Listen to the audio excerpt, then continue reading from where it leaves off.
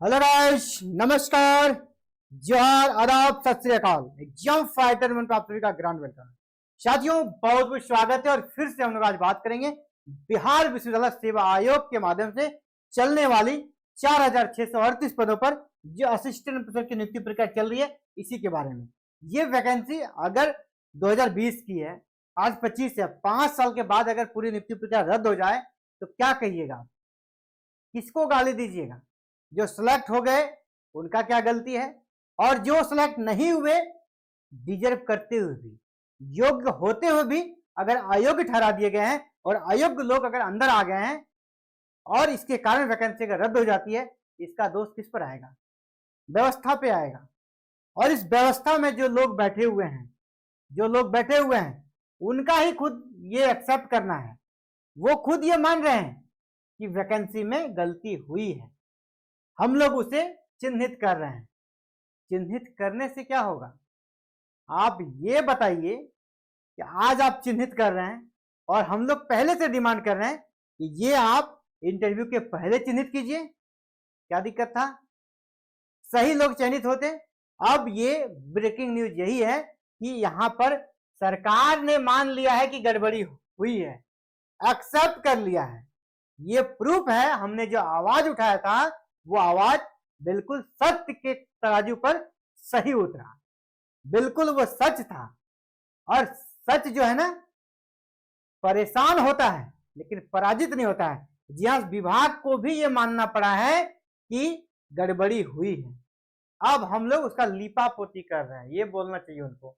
गड़बड़ी हुई है, अब उसको लीपापोती कर रहे हैं ताकि किसी को पता ना चले। लेकिन आज का यूथ है, आज का समय है, सोशल मीडिया का समय है। आपके झूठ को हमेशा बेनकाब किए हैं और आगे भी करेंगे। और इस वैकेंसी को, जहां गड़बड़ियां इतनी ज्यादा है, रद्द कीजिए आप और फिर से फ्रेश वैकेंसी निकालिए। ये डिमांड रहेगा। नहीं तो आप सुधर जाइए, काम करने का तरीका को बदल दीजिए, नहीं तो ऐसा होते रहेगा और आपकी फजीयत तो होगी और सबसे ज्यादा जो खामियाजा होगा वो स्टूडेंट्स का होगा। क्यों कर रहा हूं इन बातों को? चलिए इस न्यूज को आप देख लीजिए। ये दैनिक भास्कर का न्यूज है और ये हालांकि ये कल का था, मुझे टाइम नहीं मिला, इसलिए मैं आज इस न्यूज को अपडेट कर रहा हूं आप सभी के लिए। एक्चुअली बात क्या है, आपको पता है असिस्टेंट प्रोफेसर की बहाली चल रही है बिहार में 4638 पदों पर। और यहाँ पर शिकायतें कहाँ कहाँ हैं? हाईकोर्ट से शुरू करें, सुप्रीम कोर्ट, इसके बाद जो आपका सीएमओ है, सीएमओ के पास भी चला गया है, इसके बाद पीएमओ के पास भी चला गया है, ठीक है, प्रेसिडेंट के पास भी चला गया है और आने वाला समय में सीबीआई के पास भी चला जाएगा। अब अपकमिंग में सीबीआई के पास भी ये चला जाएगा। आखिर बताइए, कोई भी ऐसा संस्था नहीं बचा है जहां इसका मैटर नहीं पहुंचा है। तो विभाग ने भी अब मान लिया है कि गड़बड़ियां हुई है, लेकिन ये कहते हैं तो एक दो के लिए क्या पूरा रद्द कर रहे हैं? एक दो के लिए, अब एक दो आदमी के लिए क्या पूरा रद्द कर रहे हैं? ये कौन सा तुक है? ये कौन सा तरीका है? एक दो के लिए पूरा रद्द कर रहे हैं। अब एक दो विधायक आपका कम हो जाता है जब सरकार बनाते हैं, आपको जब मेजोरिटी चाहिए, एक दो विधायक कम होता है, तो आप क्यों नहीं कहते एक दो विधायक कम हो तो क्या सरकार गिरा दें? सरकार कैसे गिर जाता है आपका? आप बताइए। एक एमपी के वजह से माननीय अटल बिहारी वाजपेयी की सरकार गिर गई थी, है ना? गिर गई थी ना? तो उसी प्रकार एक एक विधायक का वेटेज इतना है, एक विधायक के चलते आप सरकार नहीं बना पाते हैं और निर्दलीय को आप 10 करोड़ 15 करोड़ में खरीद लेते हैं और उसको सरकार में शामिल करते हैं ताकि आपकी सरकार बनी रहे। और यहाँ बोलते हैं कि कुछ गड़बड़ी हुई है तो क्या नियुक्ति प्रक्रिया रद्द कर दें? तो सरकार कैसे गिर जाती है? एक विधायक, एक एमपी की कमी की वजह से। तो यहाँ भी क्यों नहीं होगा? गड़बड़ियां हुई है, आप इसका सोल्यूशन बताइए। ठीक है, आप एक दो गड़बड़ियां हुई है किसमें? जिसका शिकायत हुआ है, जिसका कंप्लेन गया है, उसमें कहते हैं कि एक दो, मान लिया हमने 30 पे कंप्लेन डाला, उसमें आपको 15 फर्जी निकल गए, ठीक है, 30 में आपका 15 फर्जी निकल गया। आप 100% का जांच कीजिए, 50% फर्जी निकलेगा। क्या? Experience certificate. जो एक्सपीरियंस सर्टिफिकेट है ना, आप सबका जांच कीजिए, जितने भी एक्सपीरियंस सर्टिफिकेट लगाया है, जितने भी लगा, आप सबका जांच कीजिए, 100% का जांच कीजिए। और यहाँ दावा करता हूं 50% लोगों का जो सर्टिफिकेट है वो फर्जी है। ठीक है, उसका फर्जी है, तो आप कैसे इस नियुक्ति प्रक्रिया को बचा पाएंगे? और नौकरी जो जेन्युइन है वही करेगा, जो अयोग्य है वही करेगा। अयोग्य लोग क्यों आएंगे? पहला बात। दूसरा ये कहना चाहेंगे, अगर ऐसा कोई सोच रहा है कि नहीं नौकरी सरकार दे रही है, सरकार क्या नौकरी दे रही है? सरकार कोई खैरात में नहीं दे रही है। वो अगर मेहनत करेगा, काम करेगा, ड्यूटी करेगा, पढ़ाएगा कॉलेज जाके, तो उसे पैसा मेहनत का मिलेगा, इसलिए इसका नाम है नौकरी। वो तो नौकरी कर रहा है, काम के बदले उसको पैसा दिया जाए, कोई बैठा के थोड़ा देगा।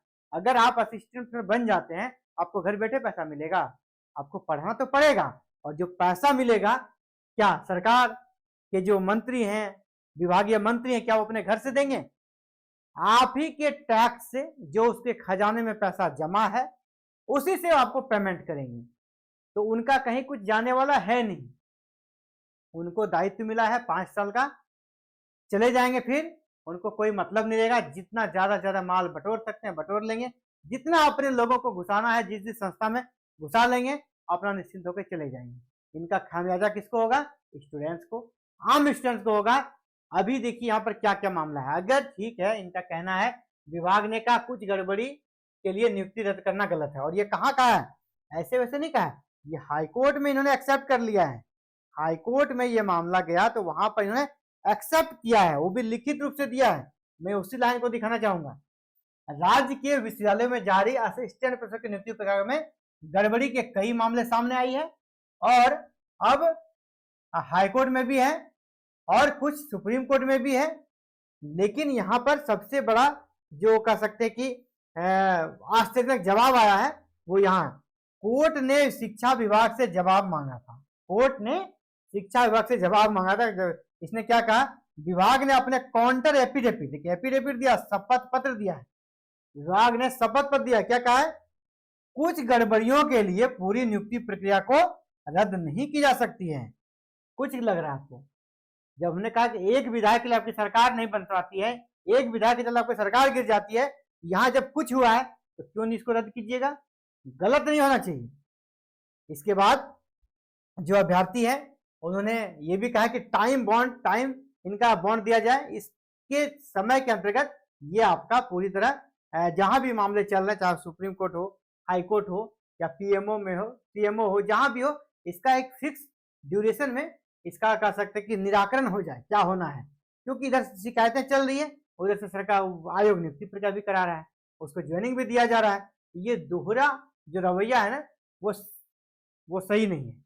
दोहरा रवैया सही नहीं है। हाईकोर्ट में सुनवाई और जांच की सीमा तय हो, ताकि अब सीमा यहाँ पे तय हो, डिसाइड क्या करना है। और ये सभी प्रमुख समाचार पत्रों आपको डेली मिलेगा। अब देखिए यहाँ पर भी देखिए क्या कह रहा है, Bihar state university service commission ignores rules in appointment of assistant. यहाँ जो असिस्टेंट की नियुक्ति है वो रूल्स को कर सकते हैं यहाँ पर तोड़ रही है, ब्रेक कर रही है। ठीक है, the commission has killed the educational qualification of eligible candidates and selected ineligible candidates. वह एलिजिबल कैंडिडेट क्या कर सकते हैं कि जो है ना एजुकेशनल क्वालिफिकेशन उसको खत्म कर रही है, और जो इनएलिजिबल है वो आ रहे हैं। इसका मैं क्या बोलूं, इसके बारे में बता दूं। अगर यहाँ पर गड़बड़ियां हुई ना, अभी भी एक सोल्यूशन मैं बता दूं। सरकार चाहे तो इसे अडॉप्ट कर ले, सरकार चाहे तो इसे अडॉप्ट कर ले, मैं कहता हूं सारा विवाद खत्म हो जाएगा, वैकेंसी भी रद्द नहीं करना पड़ेगा। मैं सुझाव दे रहा हूं, आप सुझाव लीजिए, इसको फॉलो कीजिए, कोई भी आपका विरोध नहीं करेगा।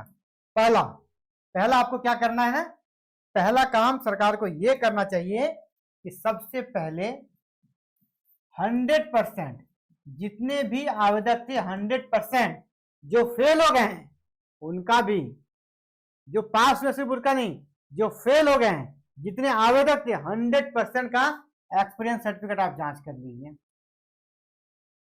इसके अलावा 2 नंबर 100% का आप डिसेबिलिटी वाला जो है सर्टिफिकेट उसका भी जांच कर लीजिए, डिसेबिलिटी। ठीक है, वो जांच कर लीजिए 100% आप उसका जांच कर लीजिए। तीसरा जो जांच कीजिएगा आप, एक मिनट इसको मिटा दूंगा, एल होगा यहाँ पे। ठीक है, तो इसके अलावे जो तीसरा है ना, तीसरा आपको क्या करना है, जब फाइनल मेरिट लिस्ट, सभी विषय का अलग अलग बनेगा। आप मेरिट लिस्ट बनाइए, ये दिख रहा है आपको, ये कलर नहीं दिख रहा होगा, दिख रहा है ना, इसको मैं डिप कर देता हूं। तो फाइनल मेरिट लिस्ट, ये मैं कह रहा हूं मेरिट लिस्ट बनाइए, फाइनल मेरिट लिस्ट बनाइए, फिर से इसी वैकेंसी पर मेरिट लिस्ट बनाइए। इसके बाद जो काम करना है आपको वो काफी इंपॉर्टेंट है। 4 नंबर पे फाइनल मेरिट लिस्ट के बाद, फाइनल मेरिट लिस्ट के बाद आपको जो करना है